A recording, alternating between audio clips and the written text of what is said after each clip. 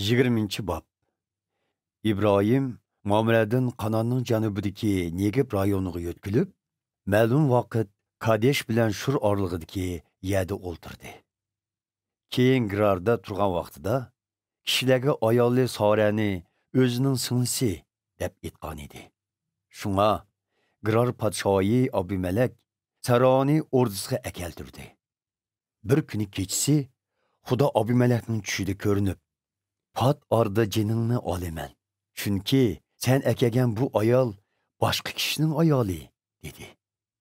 Soraga yaqinlashmagan Abimelek Xudoga, "Men gunohsiz tutsam, sen meni va mening xalqimni halok qilamsan.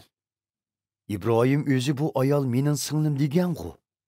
Bu ayolmi İbrahimni mening akam degan emasmi? Men bu ishni pok vijdonim va insofim bilan qildim", dedi. Ondan Xudo uningga mundaq javob berdi: "Shundaq. Sening bu ishni pok vijdoning bilan qilganligingni bilaman. Shuning uchun mening oldimda gunoh qilib qo'ymasin deb seni Soraga chiqilib qo'yishingdan to'sidim. Endi bu ayolni İbrahimga qaytirib ber. İbrahim bo'lsa payg'ambar. U sana duo qiladi.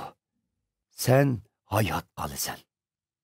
Lekin seni ogohlantirib qo'yayki, agar bu ayolni eriga qaytirib bermasang, butun xalqing bilan qo'shilib halok bo'lasan." Saharda Abimelek hamma amaldorlarini yig'ib, yuz bergan voqeani ularga aytdi.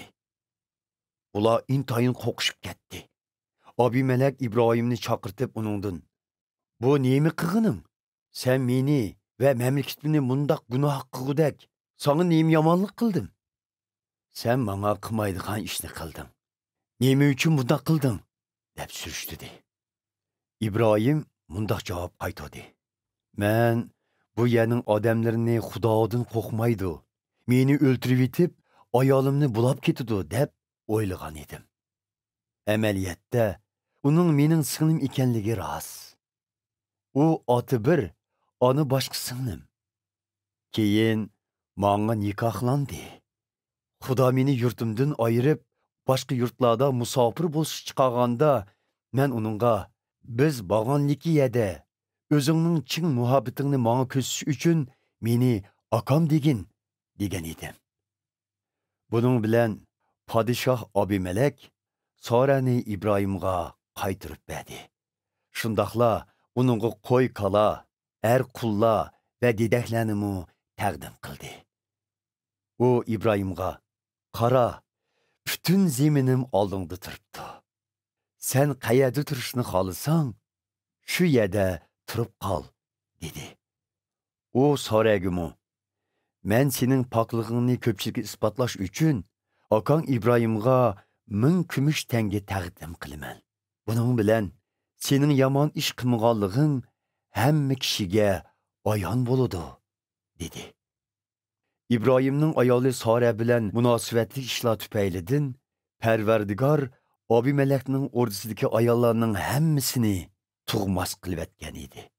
Shunga İbrahim Xudoga duo qildi. Xudo podshoh Abimelekni, uning ayoli va kenizaklarini asliga keltirib, ularni yana farzand ko'ralaydigan qildi.